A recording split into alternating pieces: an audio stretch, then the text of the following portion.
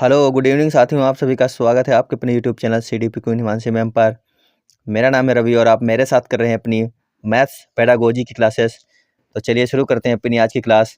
जितने भी साथी लोग हमारे साथ जुड़ चुके हैं सभी लोग एक बार सेशन को शेयर कर देंगे अपने साथी मित्रों के पास में, उसके बाद शुरू करते हैं क्लास। उम्मीद है अब तक आप लोगों ने सेशन को शेयर कर दिया होगा। तो चलिए शुरू करते हैं अपनी आज की क्लास।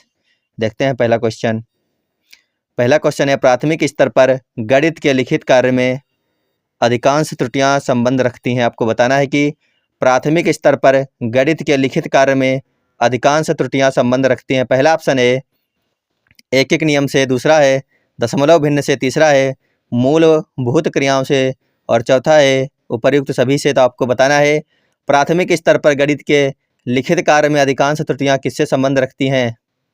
तो एक बार सभी लोग इसका आंसर करेंगे और जितने भी लोग जुड़ चुके हैं सेशन को शेयर कर देंगे अपने साथी मित्रों के पास में। तो बताइए इसका हो जाएगा ऑप्शन नंबर 3, क्या हो जाएगा?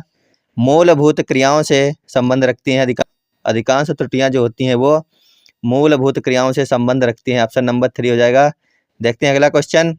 गणित के मानसिक सिद्धांत के जन्मदाता है। आपको बताना है गणित के मानसिक सिद्धांत के जन्मदाता कौन है। पहला ऑप्शन है आर्यभट्ट, दूसरा है न्यूटन, तीसरा है प्लेटो और चौथा है सीवी रमन।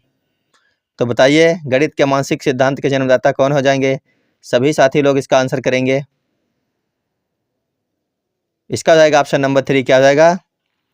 प्लेटो हो जाएगा। क्या हो जाएगा? प्लेटो। अगला क्वेश्चन देखते हैं। अगला क्वेश्चन है ज्यामिति शब्द का शाब्दिक अर्थ क्या होता है। आपको बताना है कि ज्यामिति शब्द का शाब्दिक अर्थ क्या होता है। पहला ऑप्शन है भूमि की माप, दूसरा है कपड़े की माप, तीसरा है चित्रों की माप, चौथा है उपर्युक्त सभी। तो बताइए ज्यामिति शब्द का शाब्दिक अर्थ क्या हो जाएगा इनमें से? क्या कपड़े की माप हो जाएगा, चित्रों की माप हो जाएगा या फिर सभी हो जाएंगे? क्वेश्चन नंबर 3 का हो जाएगा ऑप्शन नंबर 1, क्या हो जाएगा? भूमि की माप जो होता है वो होता है ज्यामिति शब्द का शाब्दिक अर्थ। अगला क्वेश्चन देखते हैं। जितने साथी लोग हमारे साथ में नए जुड़ रहे हैं वो लोग चैनल को अपनी अच्छी तैयारी के लिए और डेली क्लासेस के लिए सब्सक्राइब कर लेंगे। आगे देखते हैं। अगला क्वेश्चन है रेखा गणित के अध्ययन से छात्रों में बुद्धि में विकास होता है। आपको बताना है कि रेखा गणित के अध्ययन से छात्रों के बुद्धि में विकास किस प्रकार का होता है। पहला है बेहतर जीवन का विकास, दूसरा है तर्क शक्ति का विकास, तीसरा है याद करने की समुचित विधि और चौथा है एक बार में समझने की विधि। तो बताइए रेखा गणित के अध्ययन से छात्रों में किस प्रकार से बुद्धि का विकास होता है। सभी लोग इसका आंसर करेंगे। सभी साथी लोग इसका आंसर बताइए क्या हो जाएगा क्वेश्चन नंबर 4 का। तो इसका हो जाएगा ऑप्शन नंबर 2, क्या हो जाएगा? तर्क शक्ति का विकास। ऑप्शन नंबर 2 इसका बिल्कुल सही है। रेखा गणित के अध्ययन से छात्रों के बुद्धि में तर्क शक्ति का विकास होता है। किसका होता है? तर्क शक्ति का विकास होता है। आगे देखते हैं। अगला क्वेश्चन है वृत्त का संपूर्ण घेरा क्या कहलाता है। ये जो वृत्त है इसका संपूर्ण घेरा है ये क्या कहलाएगा आपको बताना है।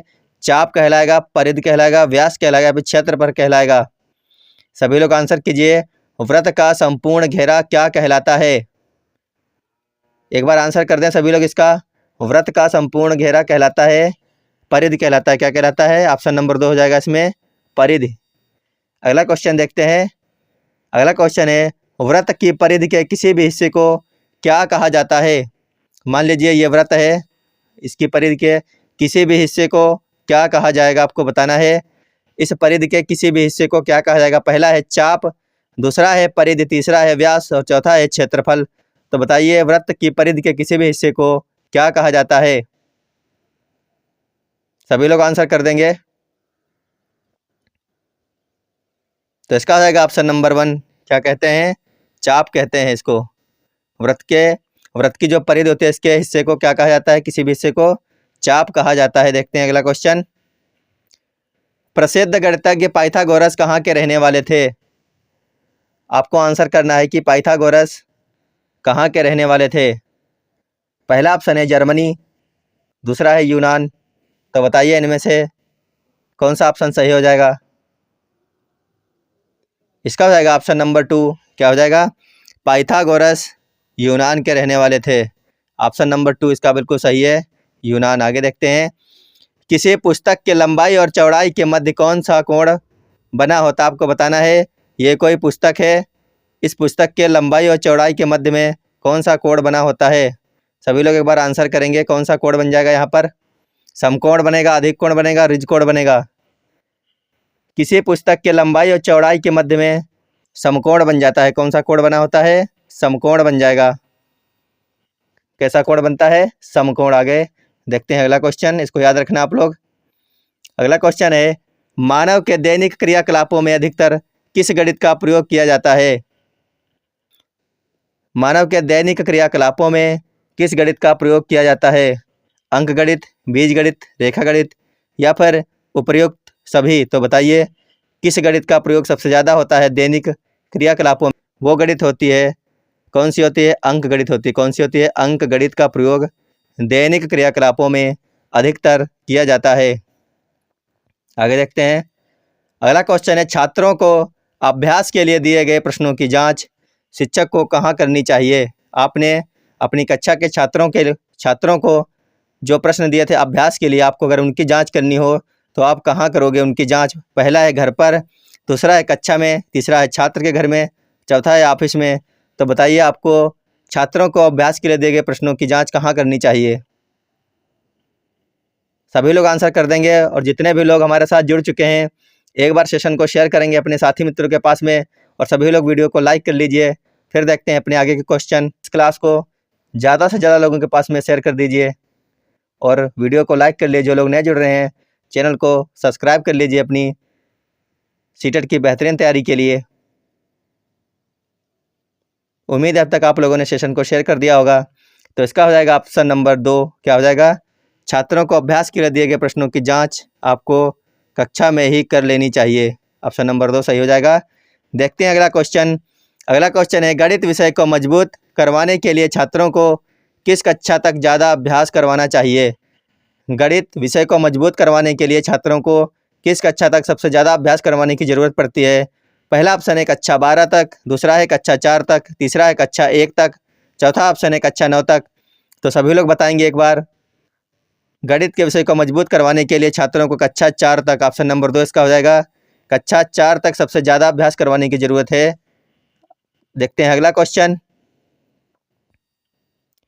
अगला क्वेश्चन है, गणित विषय में छात्र को प्राप्त ज्ञान को स्थायी बना रहने के लिए शिक्षक को क्या करवाना चाहिए?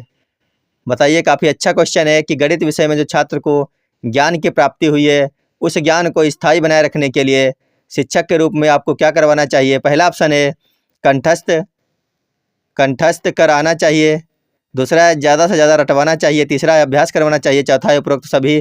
तो ये दोनों ऑप्शन तो निगेटिव हो जाएंगे, कंठस्थ करवाना और रटवाना तो निगेटिव हो गया, बचा कौन? अभ्यास करवाना। यानी ऑप्शन नंबर 3 इसका सही आंसर हो जाएगा। कौन सा हो जाएगा? Option number 3 is right answer. देखते हैं अगला क्वेश्चन।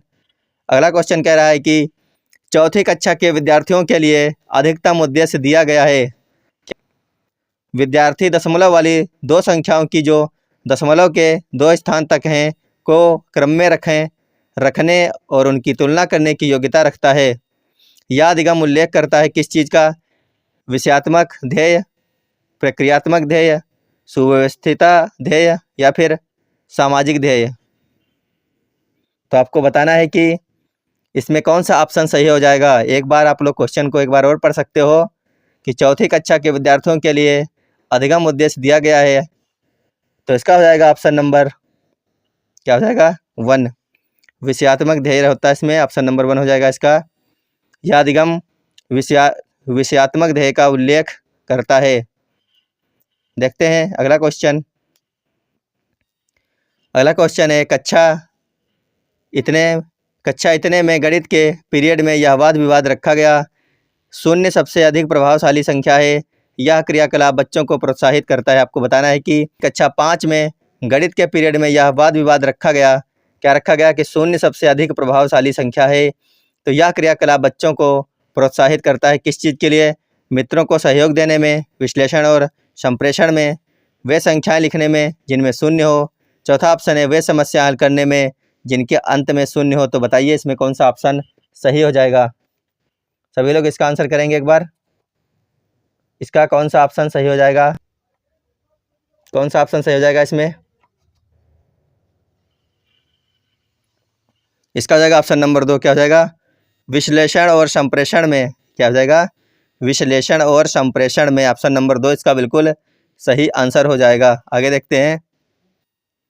अगला क्वेश्चन है, यदि एक शिक्षार्थी को संख्याओं और परिकलन में समस्या आ रही हो तो उसमें असमर्थता हो सकती है जिसका नाम है। आपको बताना है कि एक शिक्षार्थी को संख्या और परिकलन में समस्या आ रही है तो उसको क्या हो सकता है, जिसका नाम क्या है।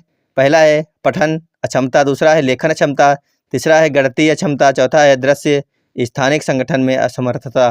तो बताइए क्या हो जाएगा, इनमें से कौन सा ऑप्शन हो जाएगा। गणितीय क्षमता हो जाएगा, इसमें डिसकैलकुलिया हो जाएगा। क्या हो जाएगा, गणितीय क्षमता या डिसकैलकुलिया। ऑप्शन नंबर 3 इसका बिल्कुल सही है कि अगर किसी शिक्षार्थी को संख्याओं और परिकलन में समस्या आ रही है तो उसमें गणितीय क्षमता या डिसकैलकुलिया की असमर्थता हो सकती है। आगे देखते हैं अगला क्वेश्चन। अगला क्वेश्चन है, 1 सही 1/2 में कितने आधे हैं। तो आपको बताना है कि 1 सही 1/2 में कितने आधे हैं। 1 हैं, 2 हैं, 3 हैं या फिर 4 हैं। बताइए इसमें कितने आधे हैं।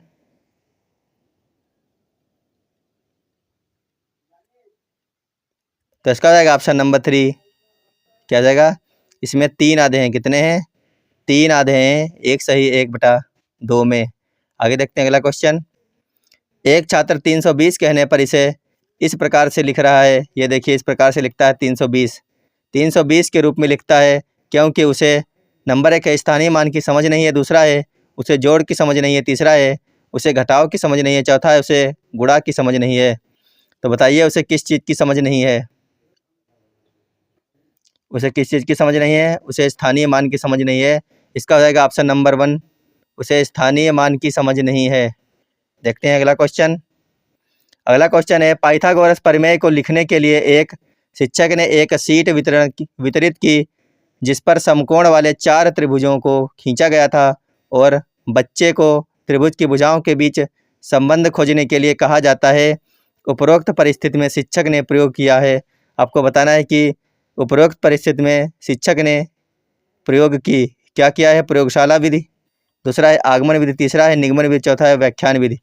तो बताइए पाइथागोरस प्रमेय को सिखाने के लिए शिक्षक ने एक शीट वितरित की जिस पर समकोण वाले 4 त्रिभुजों को खींचा गया था और बच्चों को त्रिभुज की भुजाओं के बीच संबंध खोजने के लिए कहा गया था। तो शिक्षक ने किस चीज़ का प्रयोग किया है आपको बताना है।